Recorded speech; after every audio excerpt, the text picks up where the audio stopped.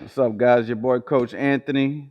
Of course, I don't got to introduce him, right? Marshall Schreiber, my champion. He's been with me since he was like this big. Maybe I could find some footage of him this big. Look, he's freaking taller than me now. But we're going to give you 6 ways to avoid the right hand or not to get hit with the right hand. Now, this is gold. This video is gold. So, this is what I'm going to need you guys to do. I'm going to need you to like, comment, subscribe, share the channel, hit the notification icon so whenever I drop a video giving you this much game, you guys can see it and you guys can see it right away, okay?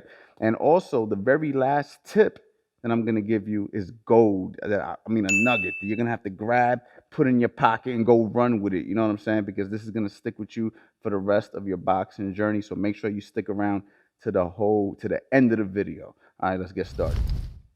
Okay, so the first tip is going to be Marshall is actually going to circle away. And it's something that I call step back and circle. And I'm going to actually give you an additional tip here. Here I go. Give an additional tip. Should I give him an additional tip? Yeah? All right, cool. Marshall said, yeah, I can get an additional tip. I'm not even going to charge you for the additional tip, all right?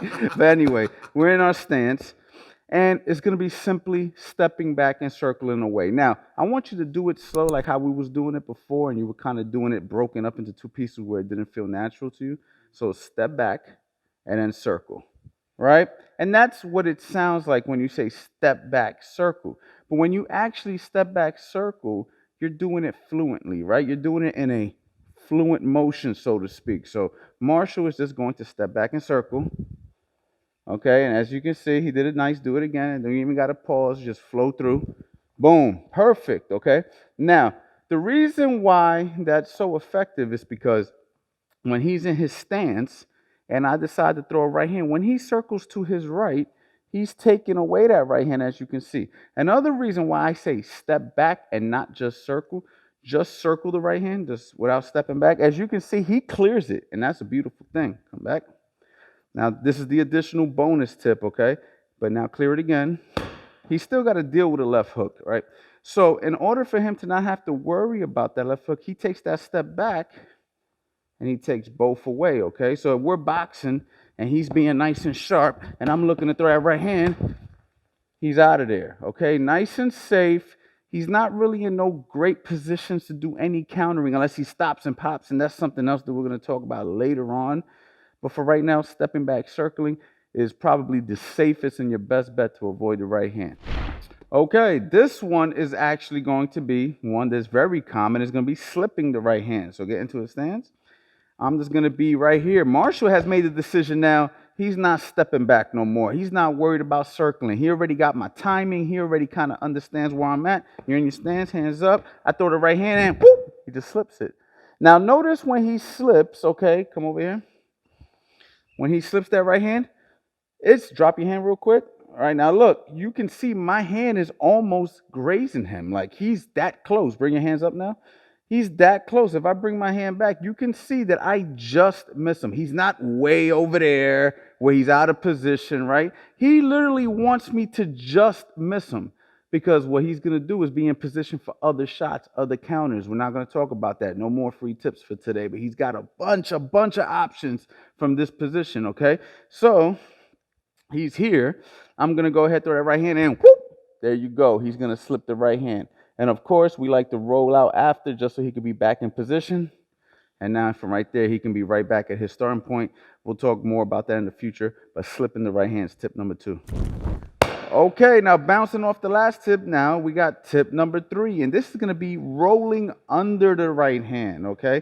Now, I made a video on rolling under the right hand that I want you guys to check out where I get fully in depth, okay, where we talk about basically what's happening in this position. So if you guys really want to know about that, I highly suggest that you go ahead, click the link. It'll be somewhere here, okay? So he's in his position, and he's just going to roll under the right hand. Whoop. Okay, one more. Whoop. Okay, beautiful. Okay, so as you saw on the last tip, he slipped it. This time he's going under it. Whoop. All right, tip number 3, roll under the right hand. Okay, tip number 4, real simple, guys. Block the right hand, right? He gets caught in a situation. He's got his good stance. He decides he doesn't want to go nowhere. Bang, just block that baby. That's why your glove is there. That's why you're in position to block. That's why your hands are where they're supposed to be. Get into a nice stance. All right, he's in a nice little stance, and boom. Real simple. Block that shot. Okay, tip number 5. Shoulder roll the right hand. So you like to fight out that Philly shell. You're a Philly shell fighter, right? Well, you better start shoulder rolling, right? So he's in his position. His lead hand's low. So what do I want to hit him with? I want to hit him with the right hand. Whoop! He shoulder rolls that baby. Okay? Use that shoulder roll the right hand. Okay, and the last tip on how to deal with the right hand or defend the right hand is tip number 6, the golden nugget. Drum roll, here it comes. All right, cool. It's going to be bend the waist on the right hand. Now, of course, if you guys got my Philly shell system, you guys already know that this is a big, big, big move, especially when you're standing with that lead hand low. Okay, so Marshall is going to be here. I'm going to go ahead and I'm going to shoot the right hand out. If I throw it right here and he sees an opportunity, he can slide right in, and that's the extra nugget, right? So we do it again. I'm here, throw the right hand, whoop, and he slides in. He has to slide in, and I'm going to tell you why.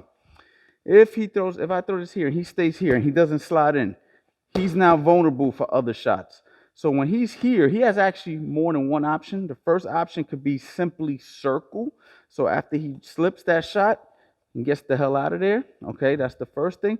Or he could do what I just told you, which is just slide in. And from right here, now from right there, boom, he got uppercuts. He could turn me. Do a turn real quick. Right there. Bang. Oh man, there's so many things he could do. Wow. We're not gonna get into all that right now, okay? So there you go, guys. 6 tips on how to deal with the right hand or defend the right hand. Whatever the title is of the video is the same meaning, just 2 different terms. Guys, this is vital information. Very important. I need you guys to like, comment, share, subscribe, share the channel, do all that good stuff. And I need this information to get put all over the world because dealing with the right hand is very, very important, okay? Go to the website, CoachAnthonyBoxing.com, and you already know, boxing.